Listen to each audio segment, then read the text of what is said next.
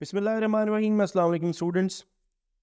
Samuel Richardson के novel पामीला पे इससे पहले हम एक वीडियो लेक्चर कर चुके हैं। आज इस सिलसिले का दूसरा लेक्चर है। पहले लेक्चर में हमने इसकी समरी डिस्कस की थी, ब्रीफ समरी, जिसमें हमारा इंट्रोडक्शन हुआ कैरेक्टर्स के साथ, उन तमाम सर्कमस्टांसेस के साथ जो 18th सेंचुरी में मौजूद थे और जिन सर्कमस्टांसेस में हमारी प्रोटैगनिस्ट पामीला एंड्रूज ने लाइफ गुजारी। और ये बात भी अपनी जगह एक फैक्ट है कि जब आप पामीला को पढ़ेंगे तो अनकॉन्शियसली, नोइंगली या अननोइंगली आप उसको जोसेफ एंड्रूज के साथ कंपेयर ज़रूर करेंगे, और करना भी चाहिए क्योंकि ये दोनों यूं समझ ले कि ट्विन नावल्स हैं।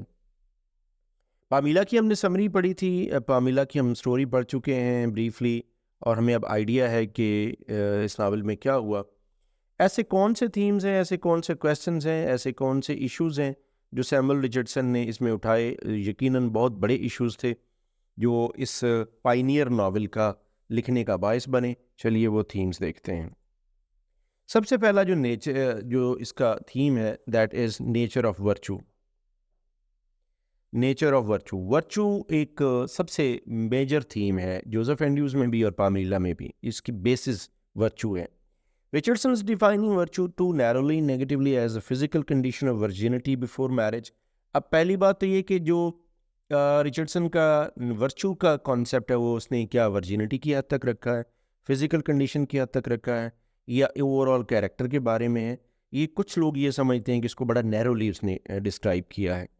Pamela makes a sensible distinction between losing her virginity involuntarily and acquiescing in a seduction. पामीला ने बहरहाल अपनी इस वर्चू को मेंटेन करने के लिए, बचाने के लिए उसने अपनी एफर्ट दिखाई, और ये उसने एक डिस्टिंक्शन करके दिखाई कि एक अपनी जो ऑनर है, अपनी इंटेग्रिटी है, वो कैसे बचाई जाती है। She selects the letter one, जाहिर बात है उसने अपने आप को सिलेक्शन से बचाया। Almost the entire second half of the novel is full of the explication and praise of Pamila's positive qualities of generosity and benevolence. अब ये बात भी तय है कि अगर हमने फर्स्ट हाफ में ये देखा कि बहुत ज़्यादा एडवांसेस के बावजूद वो रेजिस्ट कर रही है, सेकंड हाफ में हमने ये भी देखा कि उसको उसका सिला मिलता है, उसको रिवार्ड मिलता है। She resist the temptation offered to her in the first half, and later half she gets the reward. और उसको फिर एक उसका सफ़र जो एक मेड सर्वेंट से शुरू होता है वो फिर एक मास्टर तक पहुंच के ख़त्म होता है, तो उसको उसका रिवार्ड भी मिलता है। Mister B values these qualities and they have brought him to propose marriage. Reading her journal, she has discovered a genuine goodwill toward him, particularly in her rejoicing over his escape from death by drowning. तो ये जो फिर mister B उसको propose करते हैं, उसकी quality से मुतासर हो कि उसके जर्नल पढ़ते हैं, उसके लेटर्स पढ़ते हैं।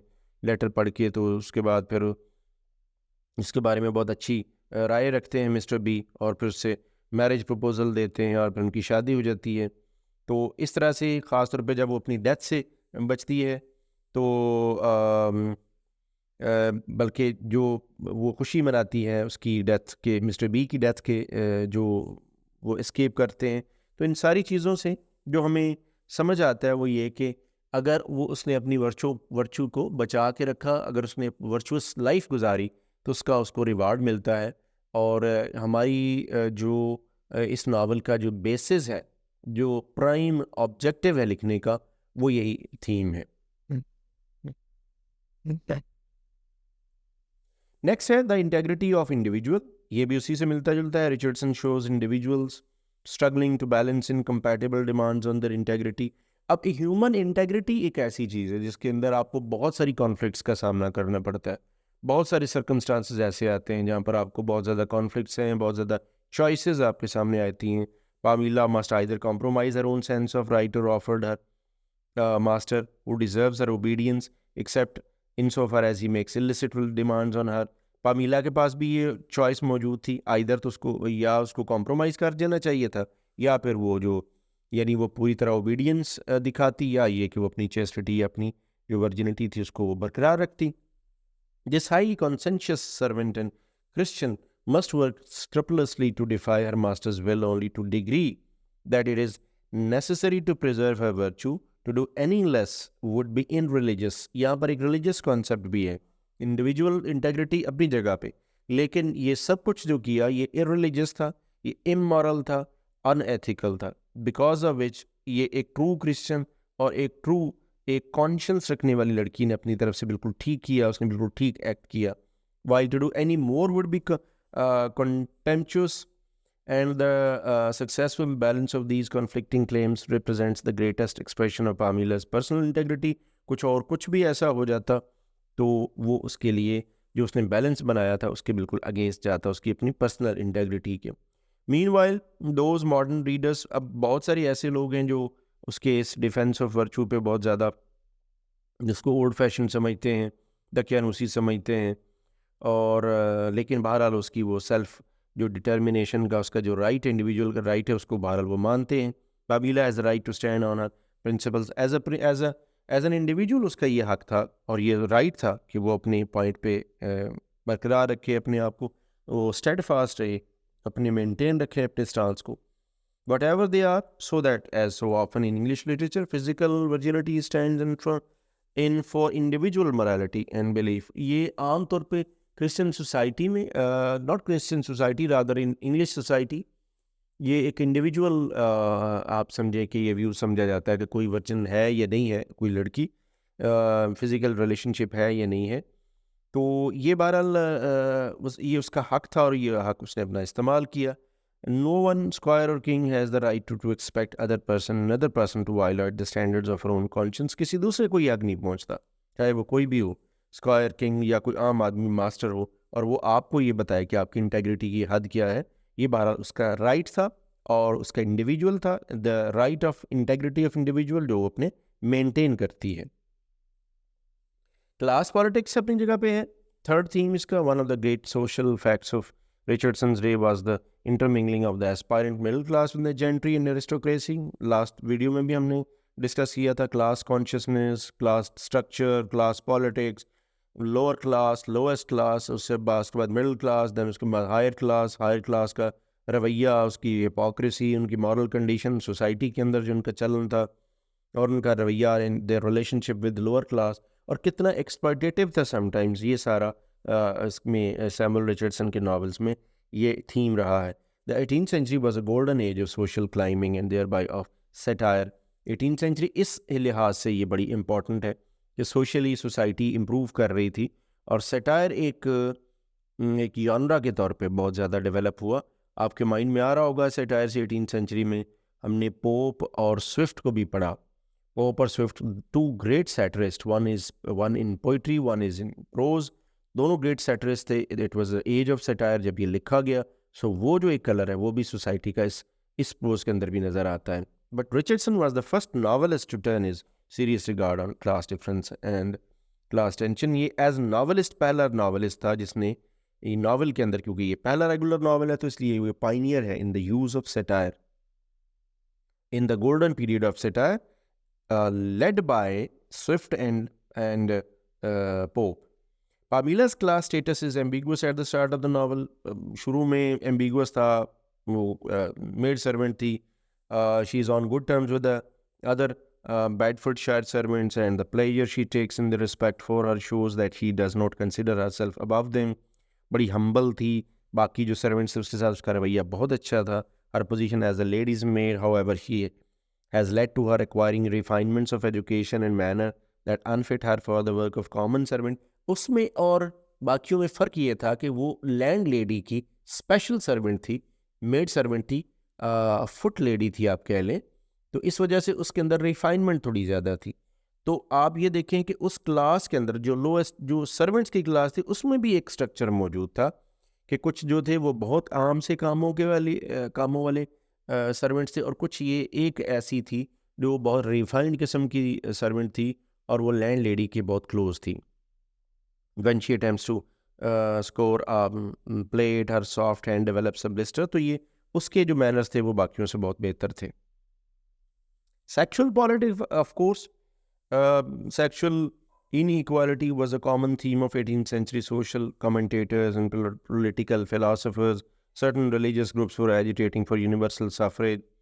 यानी ये मेल फीमेल सेक्सेस दोनों के दरमियान जो एक आज़ादी वाली फ़िज़ा थी वो भी चल रही थी. उस वक्त बहुत सारे ऐसे रिलीजियस ग्रुप थे जो universal suffrage, John Locke argued for universal education, या फिलासफर थे, यूनिवर्सल एजुकेशन के बारे में बात कर रहे थे. And the feminist Mary Astell decried the inequalities of the marital state. तो ये male female relationships, male female statuses, patriarchy versus matriarchy, rights of women, इनके दरमियान बैलेंस, इनके दरमियान राइट्स की जो एक जंग है, इस पे ऑलरेडी उस वक्त काफ़ी ज़्यादा डिबेट हो रही थी.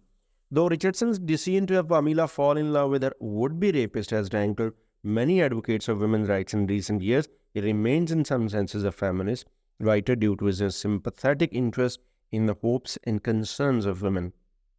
Richardson का decision कि she fell in love with her master, अगरचे वो दूसरी सूरत में रेपिस्ट होता, लेकिन ये एक बहुत बड़ा रिस्क था रिचर्डसन के लिए ये दिखाना, क्योंकि बहुत सारे ऐसे लोग उस वक्त मौजूद थे, देर वर मैनी, कि जो इस बात को ये इस तरह से लेते कि जब एक वक्त आया जब वो इस बात को रेजिस्ट नहीं कर पाई, और जब उसने ये ड्रीम देखा कि वो एक मेड से मास्टर बन सकती है, तो उसने ये प्रपोजल एक्सेप्ट कर लिया.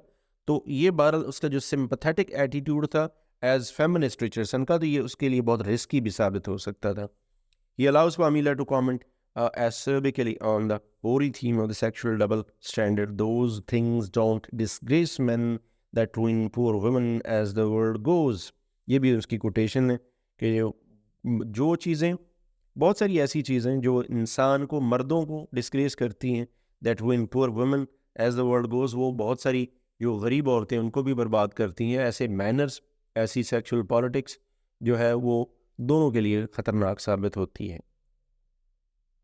Hypocrisy in self-knowledge. Since the initial publication of Pamela in 1740, heroine was accused of showing hypocrisy. जैसे मैंने अभी बताया कि ये हिपोक्रेसी के तौर पे लिया जा रहा था कि पामीला अपने आप को सिर्फ अपनी कदर बढ़ाने के लिए सब कुछ कर रही थी. She was not an date at all, आप कह लें हेड टू टो, या एक वर्चुअस लेडी नहीं थी, और वो सिर्फ एक प्रिटेंड कर रही थी और हिपोक्रेट थी, और वो ये सब कुछ इसलिए कर रही थी ताकि अपनी वो कीमत बढ़ा सके.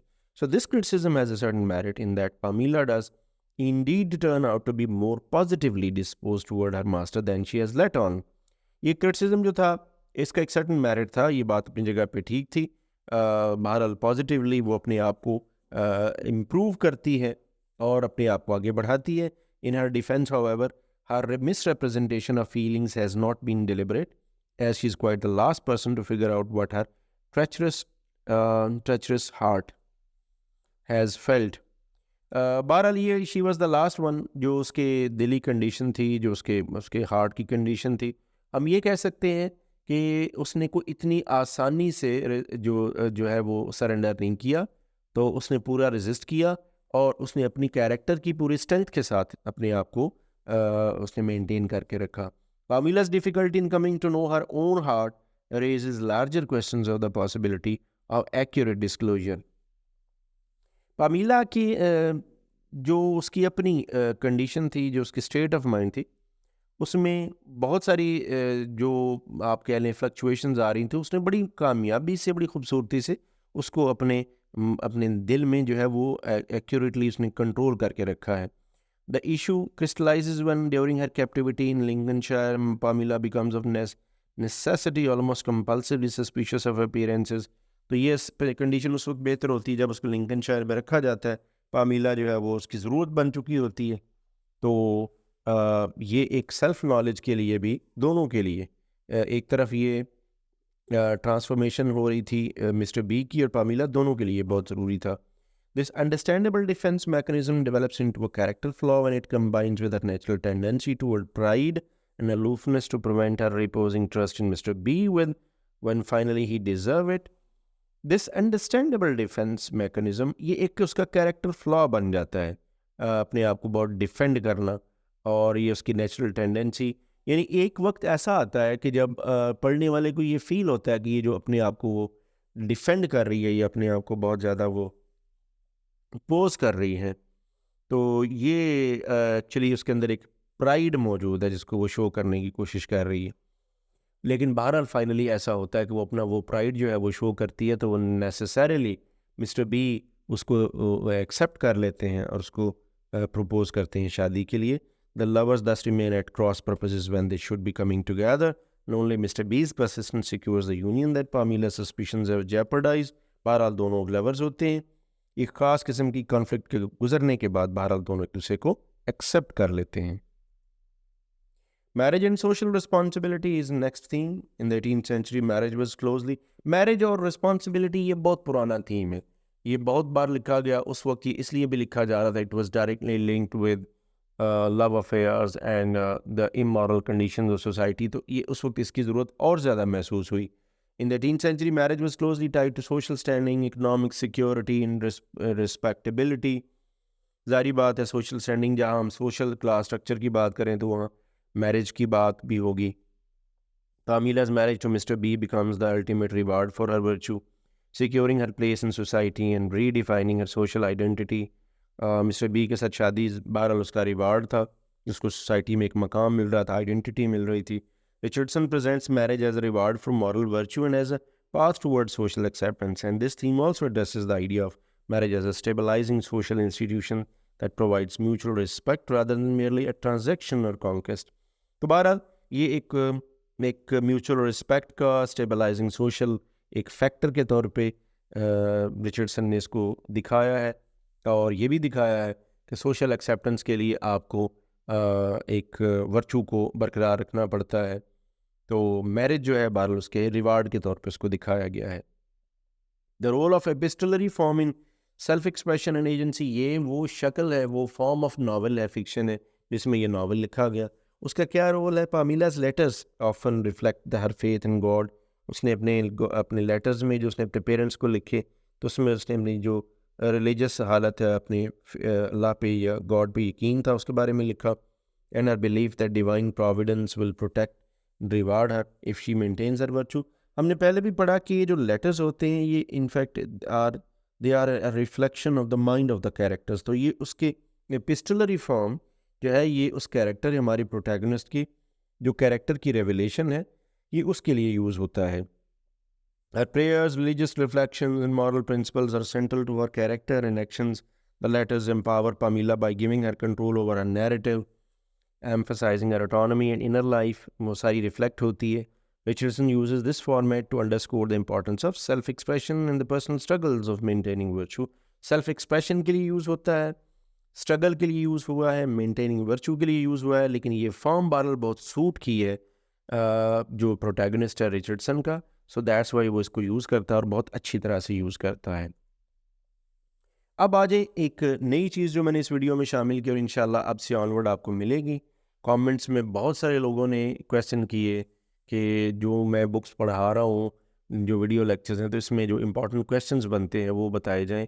तो मैंने अब ये एडिशन किया, अब से ऑनवर्ड इंशाल्लाह हर बुक के एंड पे आपको जो इंपॉर्टेंट इसके लॉन्ग क्वेश्चंस होंगे वो भी मिलेंगे. So these are some of the long questions.